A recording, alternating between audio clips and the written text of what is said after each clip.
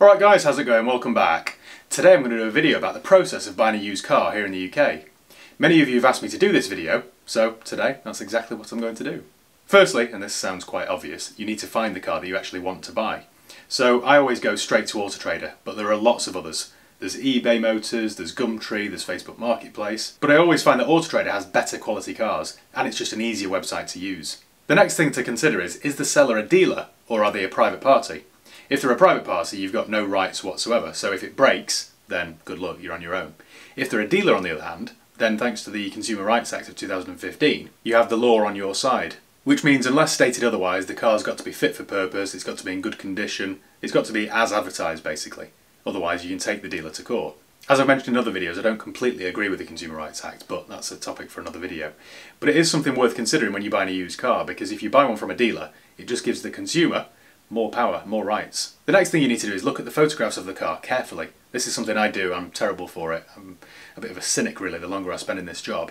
But you need to try and work out what kind of life that car has had. Say for example it's a 10-year-old car, you need to be a detective. You need to look at the background, you need to look at the house. I see that many adverts for cars on Auto Trader or eBay or whatever, and the sellers decided the best place to take photographs of that car is in the car park of a retail outlet.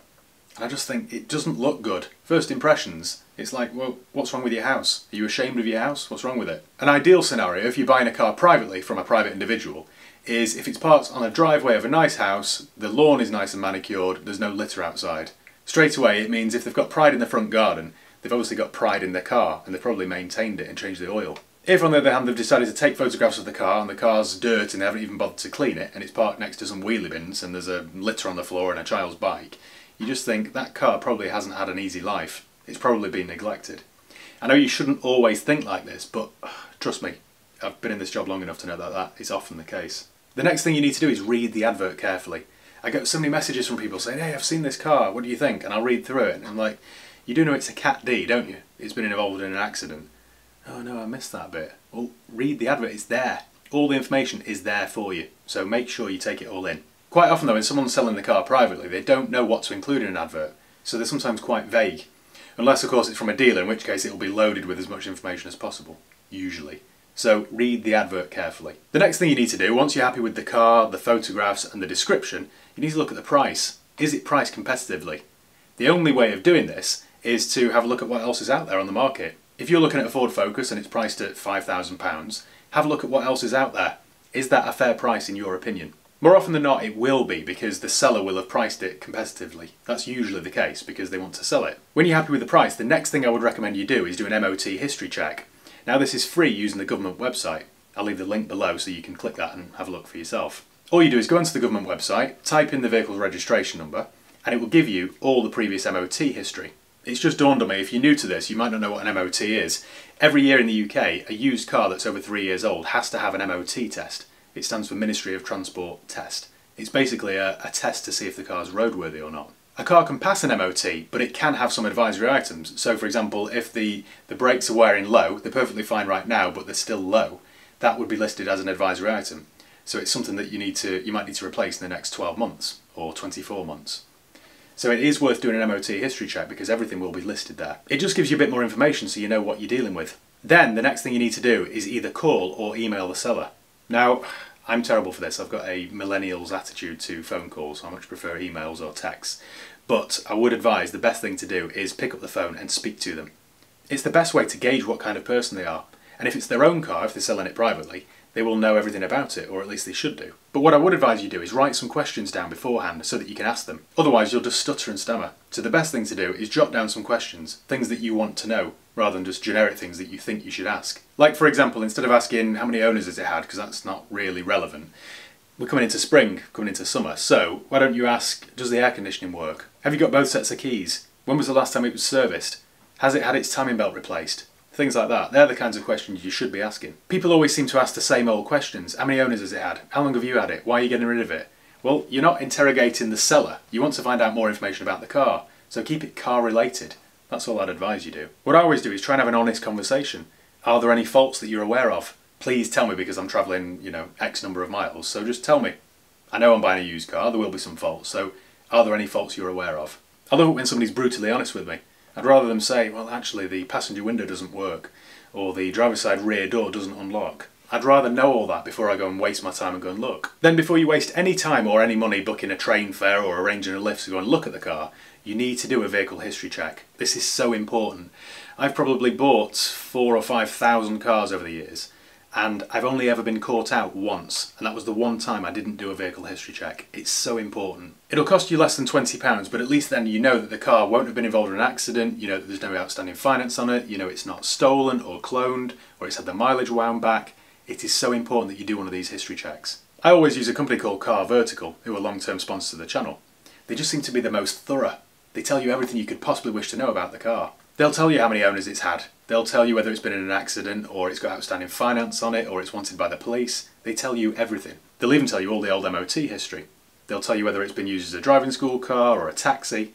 So, for less than £20, it's definitely worth doing. I've done a deal with Car Vertical so you can get 10% off each and every check if you click the link below, which I'll leave in the video description, and use the promo code HIGHPEAK. If the car passes all those checks, then you need to go and view it, and touch it, and drive it. The first thing I do is quickly walk around the car and look at the bodywork. Check for dents, scratches. It depends of course on the price point. If it's a cheap car then it might not be high on your list. But if it's a more expensive one then you want to make sure that all the panels are the same colour, or at least there are no obvious signs of damage or previous repairs.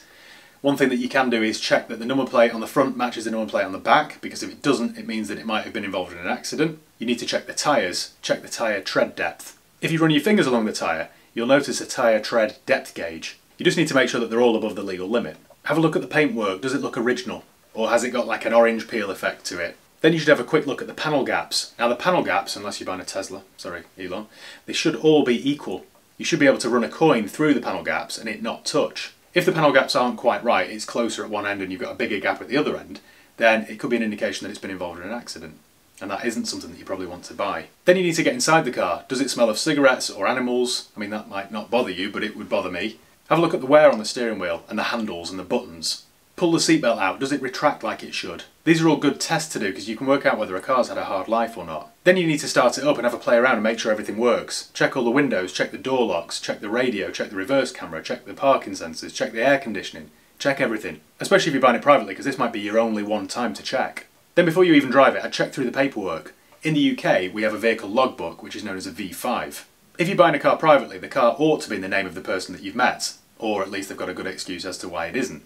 You know, for example, let's say a deceased family member or a son or daughter that's gone away on a gap year. If the V5 isn't present, then you can apply for a new one. It costs about £20 and can take up to 6 weeks. But I'd want to question why there isn't one. Then I'd be looking through the car's service history and the receipts. Try and get a picture of how the car's been maintained. Try and find out when it was last serviced. If it's got a timing belt, when was that done? These are all things you ought to know. Then if you're happy, it's at that point you need to take it for a test drive. Now if you're buying a car privately, you need to make sure that you're covered on the seller's insurance. Otherwise, don't risk it. It just isn't worth it.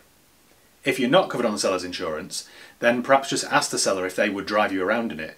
Even sat from the passenger seat, you'll be able to hear clunks or crunches on the gearbox or wheel bearing rumbles. You'll be able to hear all this kind of stuff even if you're not the driver. Or a better idea, if you're not insured, ask the seller to take it to a local car park or something like that so you can have a quick whiz around in it and just make sure that there's a clutch in it and it goes into gear properly, make sure it goes into reverse. It just gives you a quick feel for it. If you're buying it from a dealer, then a test drive shouldn't be a problem. It'll probably be accompanied, so feel free to make any jokes about, oh, it feels like I'm on my driving test. Once you're happy with that, then you need to discuss the price. Now, being British, I hate bartering. I just don't do it. If I think the price is fair, I'll have done my research. I wouldn't even be there if I thought it wasn't fair. So if I'm quite happy with the price, I'll just pay it and move on. The only time I would try and negotiate the price is if I found something wrong with it. If, for example, I don't know, one of the windows doesn't work or the air conditioning doesn't work, then I'd try and get a price reduction because of that. I wouldn't go in there straight away and say, oh, can you knock me £500 off? Well, why? I don't know, I've seen it on wheeler dealers. You've got no excuse really unless there's a fault with it. For example, you've noticed the two front tyres are getting quite low.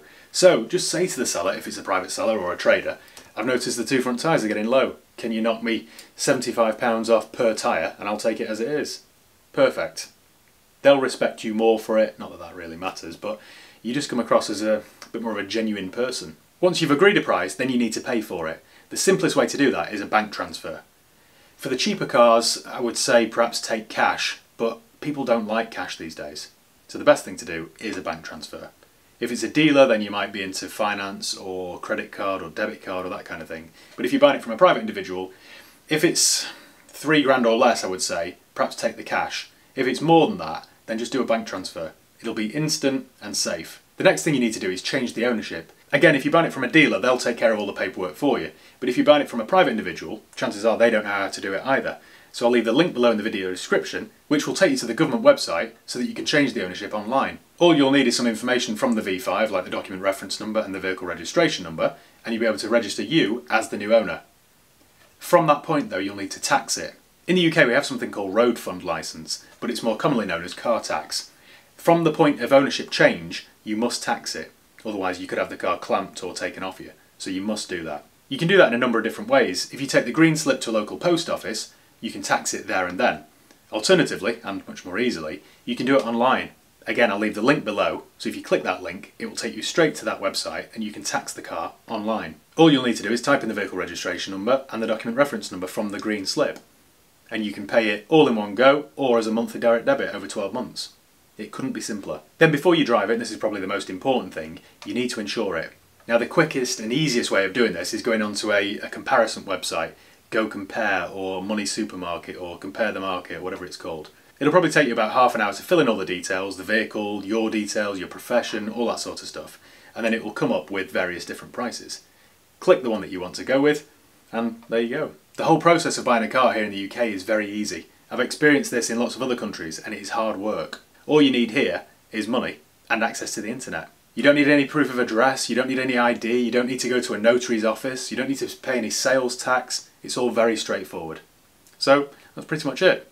So thank you once again for watching. Make sure you give the video a thumbs up if you enjoyed it. Make sure you subscribe if you haven't done already. You can follow me on Facebook, Instagram, Twitter. I'll leave the link below. If you've got any questions or comments about today's video, then let me know below in the comments and I'll do my best to get back to you. So cheers guys. See you next time.